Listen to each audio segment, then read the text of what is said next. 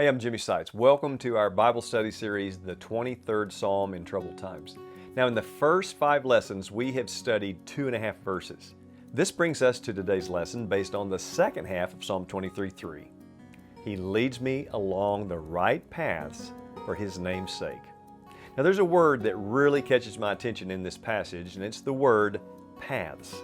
And I want to explore that word and see if we can find the deeper meaning that it carries with it in this passage. Now, as a person who makes his living traveling the world seeking adventures for my television show, Spiritual Outdoor Adventures, I find myself in some of the most remote places on the planet. And I spend a lot of time around wild animals. Their behavior patterns are fascinating. For example, no matter what continent I'm on, there's something that most wild animals share in common. And that's the ancestral trails, generation after generation, that they use, unless they're compelled to do otherwise. I've seen these trails with my own eyes, and often I use these trails for my own footing on steep and even treacherous slopes. I use them to find the animals I'm looking for as well, to film. In Alaska, for example, it's easy to spot the ancient paths of the migrating caribou herds. The same can be said for the Barren Ground caribou found in northern Manitoba, not far from the Arctic Circle. In Hawaii, the paths used by feral wild goats are like freeways, and you can count on finding the goats on or nearby trails. I'm not saying that these paths are always easy for us to use as humans, especially when the old ancestral trail is on the face of a cliff that drops into the deadly jaws of the sea that is crashing into the rocks below. But again, the trails are evident. In Africa, the paths almost always lead to water holes and grazing areas. I mean, after all, those paths are there for a reason. And that's why the various animals of Africa share those paths. Even moose in the wilds of Alaska walk the ancestral trails year after year, as do grizzly bears and coastal brown bears. It's a hair-raising experience to be walking on these paths in a dense area along some stream, coming across bear poop that's still steaming, and knowing full well that the beast is somewhere along that trail, either ahead of you or behind you, gorging on salmon. And it's because that's what those bears have been doing for thousands of years. They use the same trails. It's in their DNA. Well, guess what? A domesticated sheep does the same thing. Sheep are notoriously routine-oriented. I've seen this with my own eyes during my travels through Scotland, England, Spain, North Africa, New Zealand, even the western United States. Now, sheep aren't the smartest of animals, and they will continue to use the same ancestral trails day after day, week after week, month after month, until they have completely grazed down the pastures and covered them in their own excrement. And parasites of all types thrive in this situation. Thus, the sheep get infected because they're grazing on this sparse, unhealthy grass that's left. And they do the same with water holes. They return again and again to stagnant, infected water that harms them rather than helps them. This is why sheep need a very attentive and responsible shepherd to lead them on different paths to pastures and water holes that are fresh and healthy and productive for the flock. The shepherd boy David in the Old Testament knew this well. He was in charge of his family's sheep as the youngest son. He was a teenager at the time, and David knew how important it was to develop a game plan for grazing and watering the sheep. So he scouted for green pastures and pure water holes. He probably worked hard to even prepare some. And he planned a rotational schedule. He set up portable camps so that he could keep his flock on the move day after day along the paths that would lead to the new areas that were best for the sheep, where they would not overgraze, where they wouldn't pollute the region by staying in one place too long. Now, you add to that keeping a constant lookout for predators like lions and bears and wolves and thieves, and you can see how responsible young David had to be in order to be a good teenage shepherd. He even killed a bear and a lion that tried to come against his flock. So now, maybe you'll have a better understanding of why at around the age of 15, David could go up against the Philistine giant Goliath. Maybe now you can better understand how he gained leadership skills to guide the entire nation of Israel along the right paths. He used the same skills that he had honed as a shepherd in the wilderness of Judea. And trust me, the people of Israel, those sheep, they needed a good shepherd king to guide them because their track record had not been good at all during the previous period of the Judges. There was no leadership then. Judges 21:25 reports, in those days there was no king in Israel. Everyone did whatever seemed right to him. And it was a period of chaos and disaster. Why? Well, that's easy. Because humans are just like sheep. Humans tend to take the path of least resistance. I mean, we want the easy button. It's also a common occurrence for us to get stuck in a rut, which is simply a path that has been dug so deeply from usage that we can no longer get out of it. There are a lot of similarities between we humans and sheep. Did you know if sheep are left just to be on their own and not led by any kind of a responsible shepherd, they tend to be stubborn, self-willed, and self-sufficient. They keep using the same old paths that lead to the same overgrazing and polluted waters. The outcome is a flock of sick sheep. Well, likewise, humans by nature are stubborn, self-willed, and self-sufficient. We don't need anybody to tell us what to do. I mean, we can figure it out ourselves, right? Hey, if you're a man, you most likely really struggle with this, don't you? How many times have we men refused to stop and ask for directions because we're determined we're going to figure it out on our own? I mean, we don't need help, somebody coming in telling us what to do or where to go. That's an unmanly thing. Now, what we're dealing with here is our pride. And the Bible says in Proverbs 16:18, pride comes before destruction, and an arrogant spirit before a fall. And that is exactly what happens to us. We end up becoming slaves to unhealthy addictions, eating the parched grass of the world, drinking the polluted water of death, infested with the parasites of sin. The prophet Isaiah stated it like this, very clearly in Isaiah 53:6. We all went astray like sheep. We have all turned to our own way. So without the leadership of the Good Shepherd, we don't stand a chance. Let me show you the most prime example of this that I have ever witnessed in my lifetime. I want you to travel with me to South America. I stepped out of a dugout canoe onto the rocky shoreline of the Iwanguno River, the Curare on modern maps. An Indian warrior named Dewey, a notorious killer in years past, had pulled me across from the other side. I was in the Amazon jungle of Ecuador, and I was getting my first glimpse of the Stone Age village that lay before me. A large longhouse made of palm leaves sat at the edge of a clearing about 90 yards away, and behind it were several native Indians going about their daily task. Some were preparing food over an open fire, while others were making clay pots and whittling spears. A little boy that was as buck naked as I was when I came into the world ran past me toward the river and just dove in. He could not have been over 3 years of age, and all I could think of were the piranha, the caimans, the anaconda that make their living off of that river and its inhabitants, but nobody seemed to care about the potential danger. So I refocused and began walking toward the longhouse. The tribe that my family and I were visiting is considered by many anthropologists to be one of the fiercest tribes in history. They have been known for centuries as the Aucas, which means naked savages. These natives have existed in a culture of death, living and dying by the spear. Generation after generation has resolved their conflicts by spear. Over 60% of their deaths are attributed to spearing. If a man lived to reach 30 years of age, he was considered old. If a man wanted to take a wife, he would go kill the girl's family and bring her to his longhouse. And these people were so brutal that they had almost wiped out the entire tribe that exists in approximately 10,000 square miles of the Amazon. No outsider had ever made contact with this tribe and lived through the experience. That is, until 1956. The story is no secret. As a matter of fact, it's one of the better known stories of the 20th and the 21st centuries. 5 young missionaries decided to move their families to Ecuador and attempt to reach out to the various Indian cultures that existed in the Amazon jungle.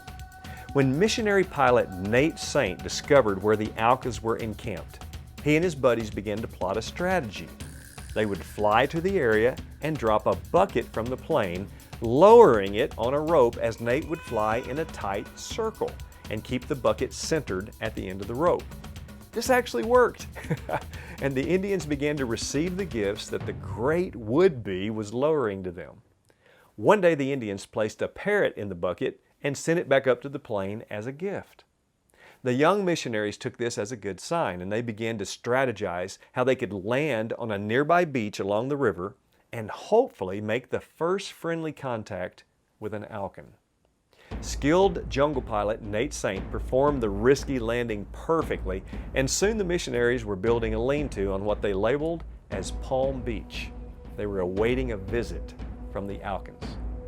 If you want to get the full story, all you have to do is watch the movie called End of the Spear. You can also read Steve Saint's book by the same title. It's amazing. Other works detail the account, including the documentary titled Beyond the Gates of Splendor and the classic book Through the Gates of Splendor by Elisabeth Elliot. Her husband Jim was one of the young missionaries. My task in visiting this tribe was to document them 50 years after the 1956 events that got the attention of the whole world. To hit the highlights, friendly contact was made in 1956 by the 5 young missionaries with a young Alkin couple and an elderly woman. But it was short-lived, as were the lives of the 5 missionaries. A group of Auca warriors consisting of Dewey, Mincaye, Kimo, Nampa, Namonga, and Gakita came to the beach with their spears, and they murdered the 5 young men, also wrecking the plane. Nate Saint, Jim Elliot, Pete Fleming, Ed McCauley, and Roger Youderian gave their lives to bring the gospel of Jesus to a culture of death that needed him desperately. This is a tribe of people who were stuck walking in the ancient paths of their ancestors for millenniums. These paths had become ruts from which they could not get out, and their paths led to graves. So, did the ultimate sacrifices of the 5 young missionaries make a difference for the tribe? Well, that's what I was pondering as I was trying to sleep in the braided grass hammock in the longhouse that night, attempting to keep the woven blanket over my head to prevent the vampire bat from enjoying a snack on my skull. Steve Saint, the son of slain missionary pilot Nate Saint, who was 5 years old when his father was killed, had turned on a flashlight to seek something in a backpack. He was about 10 feet from me. The overflow of light illuminated a native warrior as he stepped into the longhouse and began making his way to the back where he was going to be sleeping. His name is legendary, not only in the jungle, but even across the world. Mincaye, the killer of missionary pilot Nate Saint in 1956. I watched, fascinated, as Mincaye walked past Steve's hammock while Steve rummaged around for something, oblivious to the fact that his father's killer had just walked within 6 feet of his back. Mincaye's hammock was next to Dabo's. Old Dabo is also a legend, having killed more people with a spear than most Auca warriors in all of history.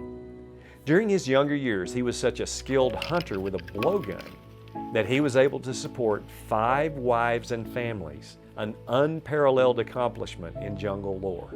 They could still chop down trees, walk dozens of miles a day through the jungle, and carve a spear. Well, that first night in the Amazon Longhouse was one of the strangest of my life. It's difficult for me to even find the words to express how I was feeling, knowing that 2 of the world's most notorious killers were asleep only 20 feet away. Not to mention the little girl with the malaria 3 hammocks over. And then you got the snakes the size of logs prowling the area. Hey, I knew the next morning also I was going to be getting up and transported downriver in a dugout canoe with the great hunter Omene, as he was going to be going after howler monkeys and whatever else he could get with a blowgun and poison darts. Joining us would be the great craftsman Pa, who at the age of 9 had to give up his parrot in the year 1956 so that the missionaries could receive a gift in a bucket.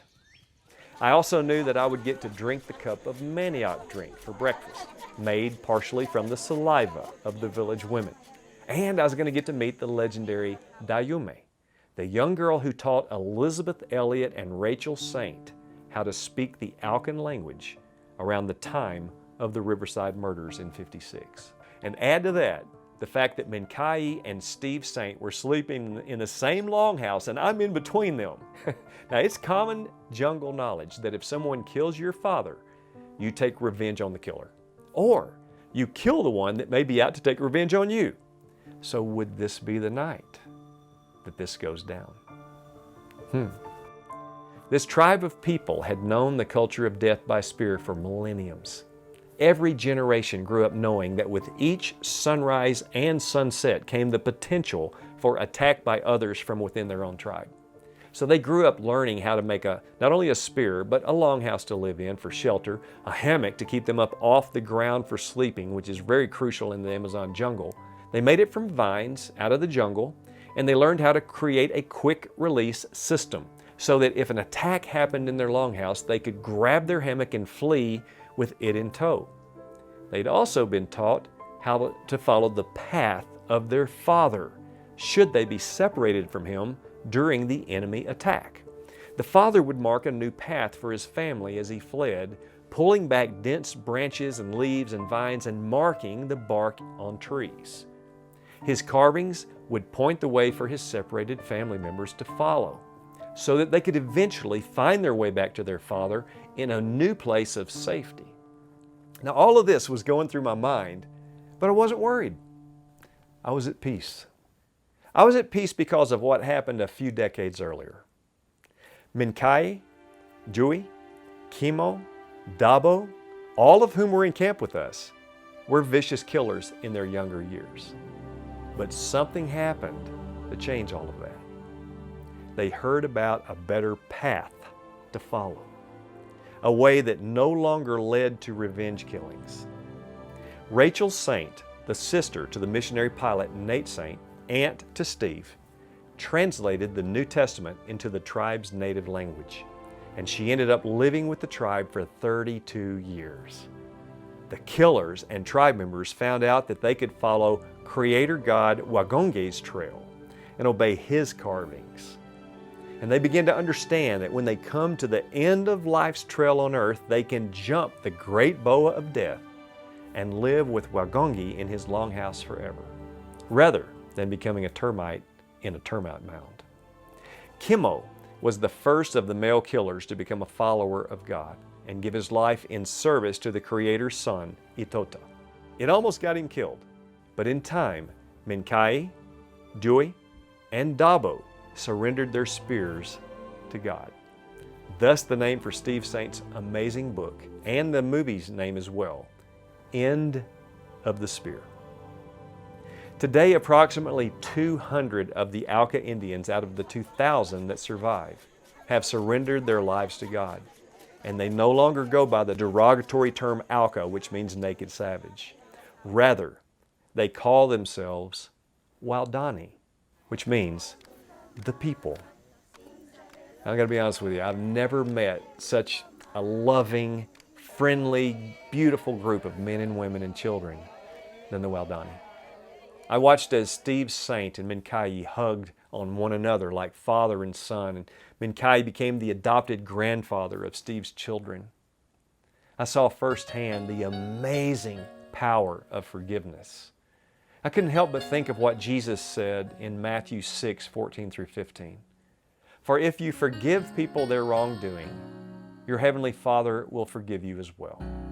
But if you don't forgive people, your Father will not forgive your wrongdoing. I had the privilege, along with my family and 2 cameramen, to sit around a campfire and listen to the testimonies of the 4 elders, as well as the first Auca Christian, who became one of my heroes in the faith, Dayume. I watched with fascination and even participated a bit as the tribe stayed up late into the night, celebrating with old tribal chants, now filled with new words, depicting how God is now leading them on new paths that lead to His longhouse. The next morning was my final day in camp. I got up early and began to film a scene. Steve Saint and Mincaye joined me, and I want you to see for yourself what happened.